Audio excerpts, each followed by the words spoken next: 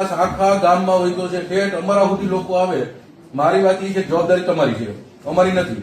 તમે એની ઉપર એક્શન લ્યો સાહેબ, એને બોલાવો બેન ને. હું આજે મુખ્યમંત્રીશ્રીને રજૂઆત કરું છું આ બેન વિશે. અતિ ત્રાસ વહીતો છે, અતિ ત્રાસ. અને અત્યારે સ્થળ ઉપર હાજર નથી, તો એનું તમે જોવો કે ક્યાં છે. નહીં પણ તમે નથી, હું તમને કહું છું ને, સ્થળ ઉપર હાજર નથી બેન. તમે શું કરશો એના માટે પગલા લ્યો. હું તમને રૂબરૂ આવી રજૂઆત કરવા. ઈ બેન બેની ઓફિસમાં હાજર નથી અત્યારે. અત્યારે ચાલુ ઓફિસમાં નિશાબેન હાજર નથી છે. અને મારા અરજદારો એ બધા લાઈન હેરાન થાય છે.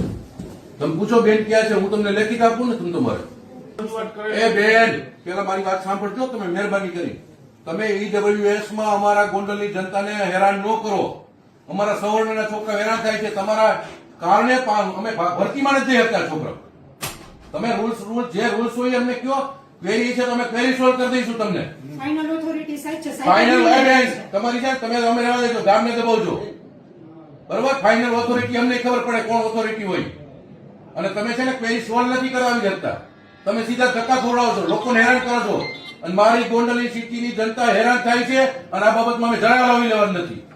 હું આજે મુખ્યમંત્રીશ્રીને સાહેબ ફરિયાદ કરું છું. અત્યારે અમે ગયા સ્થળ ઉપર મીડિયા સામે હતું. ઈ બેન એની સ્થળ ઉપર હાજર નથી એની ઓફિસની અંદર. હું તમને બધું લેખીને અત્યારે હું હમણાં સીએમ સાહેબને ફરિયાદ કરું છું. તમારે જે એક્શન લ્યો. અને મહેરબાની કરીને હું તમને વિનંતી કરું છું કે અમારા ગોંડલના યુવાનોને, દીકરા દીકરીઓને નોકરી મળતી હોય તો આવા કર્મચારીઓ જો આડા પડતા હોય તેને બંધ કરાવજો. અમે આજે જ એક્શન લેવાના છીએ. આ જજ લેવાના છીએ. જરા એક મિનિટ અમારા આને જોઈ કોઈ. અને અત્યારે તમારી પાસે જેટલા બેન પેન્ડિંગ હોય ને એ રસ્તા કાઢો ને. બેન ને બદલે બીજાને મૂકો. તમારી પાસે છે. ફાઇનલ ઓથોરિટી તમે જે હોય સાહેબ રોજે નિર્ણય તમારે લેવાનો છે. બેની નિર્ણય સાહેબ રહે જ છે. સાહેબ આગળ જ હોય. સાહેબ રહે નિર્ણય.